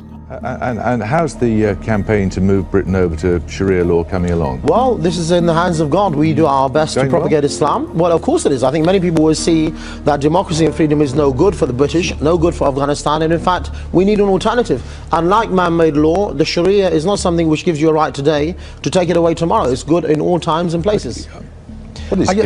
Siri, to make this an issue of freedom and democracy is absurd. Anjum, you haven't had a hair on your body touched by this government or this country. You haven't spent a day in prison. You haven't suffered one bit for your views. You're allowed to sit here right now because of freedom and democracy in your so-called caliphate. You'd have me killed, wouldn't you? Wouldn't you have me? Am I an apostate that deserves death? Oh, well, I mean, obviously, Majid Nawaz is part of an apostate organisation called the Quilling Foundation. He's paid by Alan Johnson and Gordon Brown to say what he's saying. So how many thousands of pounds a year do you get on benefits? This man gets £2 million with his and his organisation in order to fight against Islam or Muslims. Look, he's asked you two questions. Firstly, under your caliphate, he would be executable, would he? He would be judged by an Islamic judge, and then after that. And his second question. Okay, his second question. Did you hear that? Repeat the second. How many thousands of pounds are you receiving from the British government every year on dole money? On dole money. How many? Are you on the dole? Are you on the dole? At the end of the day, when you lose the argument, it's very easy. So now I'll ask you again: have you had a hair on your body touched by freedom and democracy? For both of you, obviously, and the 5-minute clip that you played here, I'll tell you something. All of you are in one camp, the camp of non-Islam, against the camp of the Muslims. So what's the verdict? What the Muslims out there will see, what the Muslims out there will see, is that you have already played a clip 5 minutes long in order to demonize the Muslims. There's a bunch of lies told by Mr. Watson in that clip. It will take me 5 minutes at least to refute all of those. Do we deserve death? And on top of all of that, you have a juncture like yourself here propagating what the government wants to do. Can you answer any one of my questions? And at the end of the day, we are people. You can gang up on us as much as you want. Ultimately, Islam will prevail. I want to ask you, just a second, hang on a second. What is gained by banning an organisation? You may think he's talking nonsense, but what's gained by stopping him talking nonsense? On this very show, a lot of money by Majid Nawaz.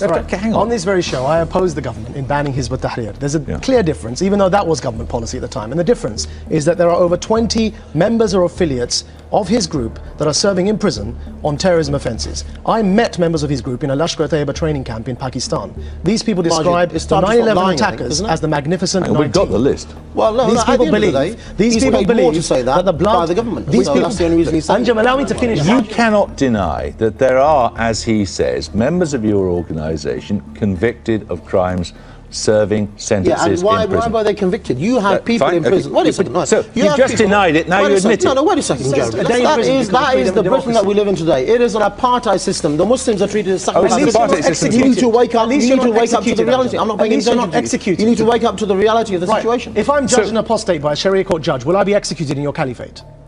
Answer that question. You know very well that you have left the deen of al-Islam because you side with the enemies of Islam against the Muslims. As a judge, the one who stands with them is one of them. So will I be executed as an apostate? You're not going to answer the question, right? Well, it's a ridiculous question. He knows the answer to it already. Well, the public don't know the answer to the question, do they? I think a Muslim caliphate will control all Muslim lands and will use the Quran to dominate the world. Without sounding religious, some scholars may say such a man could be referred to as a type of antichrist.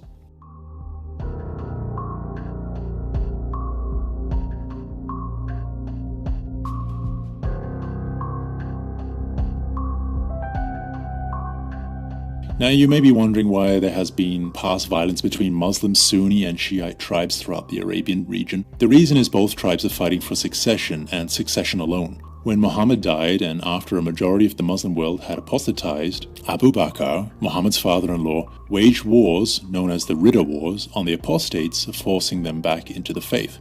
Once Islam had reared its ugly head again, Muslim leaders demanded a caliphate to lead. The right of succession was fought between Muhammad's father-in-law and Muhammad's cousin, and therefore we have in-house fighting in Islam today. Whichever tribe and whoever wins will take control of the Quran and ultimately an Islamic-controlled world. Whoever wins rules. Whoever wins will be God. القدس رايحين شهداء بالملايين على القدس رايحين شهداء بالملايين على القدس رايحين شهداء بالملايين على القدس رايحين شهداء بالملايين على القدس رايحين شهداء بالملايين على القدس رايحين شهداء بالملايين على القدس رايحين شهداء بالملايين على القدس رايحين شهداء بالملايين. In conclusion, what will this mean for you and I? Under Sharia law, you would immediately see the following effects take place. Goodbye any homosexual artists, musical or actor and idolatrous British television shows. Goodbye Freddie Mercury, Elton John, Little Britain, Coronation Street, EastEnders and more. Goodbye iconic British monuments such as St. Paul's Cathedral, Buckingham Palace, Westminster Abbey. Goodbye to our proud monarchist traditions, our Sunday bells, our bacon and eggs. Say goodbye to provocative women's clothing, of which women have every right to wear. Say goodbye to lingerie, bikinis, pop music, or even posters of such things. Say goodbye to independent and successful women. Say goodbye to fair and just nuptial and child custody courts. Say goodbye to your pedophilia laws and the legal age of consent at 18. And finally, say goodbye to the pork industry, as well as the adult film industry.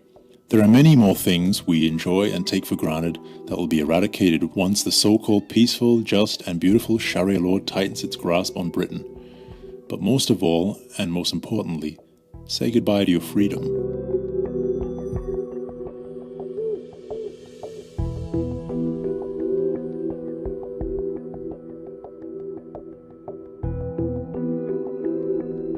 Hopefully by now you fully understand the implications of such a diabolical mindset and how Islam is no more than an aberration to the British way of life. But it's not for me to decide. This is a legal matter to be investigated thoroughly by the lawmakers of this land, using in reference the statutory laws which have been in place since the birth of our great nation. Therefore, to combat this insidious cult, I have drawn up a preliminary legal proposition on behalf of the sovereign nation of Great Britain for a safer and freer UK. Firstly, it is in our best interests as British citizens and British first to permanently remove and abolish Sharia law courts from our land. A wise man once said that a servant cannot serve two masters, and likewise it is a ridiculous concept to have two legal systems established in the UK that oppose each other. Furthermore, we have the right to question where our lawmakers' loyalties lie when discriminative statutes have been created to suppress the UK from questioning Islam and wearing religious symbols of faith. The key word here being religion, which Islam is not. Secondly, we must as a nation demand our leaders invoke a national and legal inquiry using our constitutional legal system into the content of the Quran, especially in regards to sex slavery, bigamy laws, domestic violence, and honor killings, to determine, with the inclusion of the teachings of Islamic clerics and their core text, to probe their true agenda and to investigate if the cult of Islam violates our legal statutes protecting our citizens. If ultimately it is found that even in the slightest, even if one verse does violate our laws and poses a danger to UK citizens' civil liberties, then it is in our best interests to ultimately ban the Quran and Islam from the British Isles. During this time to take preliminary action, the government must invoke a national ban on Muslim groups handing out Islamic literature and to stop public proselytization. Consequently, if the inquiry does in fact determine that the Quran does violate our democratic laws, even in the slightest, then ultimately we must demand new laws to be set in stone to ban Sharia law by constitutional declaration from ever being established in the UK ever again. We as UK nationals and as taxpayers reserve the right to demand our governments uphold the legal right of UK citizens to carry or wear whatever religious symbols, apparel they may wish to, as long as their religion is not a threat to the UK and is in fact a religion, not a political system.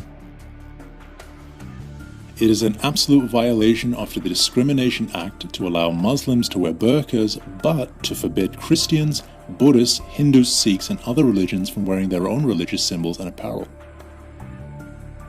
We must demand that the government remove halal taxation, as the majority of UK citizens are not Muslim and should not have to pay towards a cult movement that has no bearing on their life. We must demand stricter visa processing and tougher citizenship tests. This applies to non-Muslim and Muslim alike. The government and Department of Immigration must inform and enforce the law that successful applicants are obligated to integrate into British society and to swear a pledge of allegiance to Britain solely. Any new citizen who violates the terms and conditions of their citizenship, namely with anti-British hate speech, is to be charged with treason, revocation of citizenship, and ultimately deportation. New citizens must renounce any affiliation to Muslim extremist groups. New citizens must abide by a 10-year probational program. If they are found to be conspiring in any way, whether it be attending an anti-British rally, meeting at a mosque or house with the agenda to conspire against the security of the UK, will ultimately lead to revocation of citizenship. This proposed hardline ruling is in fact now a reality in Holland and has been pushed hard to be imposed on cowardly Muslim thugs to keep their country safe. Furthermore, it should be demanded that premeditated attacks on British soil and citizens will and should ultimately lead to the reintroduction of the death sentence. We must demand that new citizens recognize that they are now British and British first, that all businesses and shops should have their storefronts written in English. After all, this is Great Britain. These are precarious times, and true Muslims are taking advantage of our financial distractions, our growing apathy, and detrimental libertarian groups who are ignorant of the true Muslim agenda. I have made this video not out of fear-mongering, but to alert you to the actual status of our country's freedoms today. The truth is that Islam's own doctrines and policies vilify itself, making it impossible to stomach. Yet, ironically, it still remains here in the UK. It is a desperate unit of thugs and malicious individuals posing as holy warriors clinging onto the democratic cloth of Great Britain. They are desperately trying to overthrow our quote-unquote man-made laws and invoke the quote-unquote holy laws of their God. If we were to take a national survey from every non-Muslim man, woman and child in this country as to whether they approved of Islam's presence in this country, Muslims would be supremely outnumbered. The choice is yours. You can sit idly and watch your great nation swallow itself in political correctness, or you can use this video as your voice. If you love your country, if you fear for the safety and prosperity of your children and grandchildren, you will make a stand. It is the right of every man, woman or child in this great nation, whether you are a Christian, a Hindu, a Buddhist or a Sikh, or even an atheist, you have the right to stand up. This is your country too. If you love what your flag stands for, you will help this video go viral. Share this video with as many people as you know. Post it on Facebook, Twitter, blogs, bulletin boards. Send it to your local television station. Write to your local minister. You will demand the government address the aforementioned issues. The more views this video gets, the greater the chance we have of having our voice being heard. After all, you are a proud citizen of one of the few countries in the world with a proud heritage of democracy, and we are not living in a completely fascist society yet. But if you don't act soon, you will be. The choice is yours. I hope you make the right choice.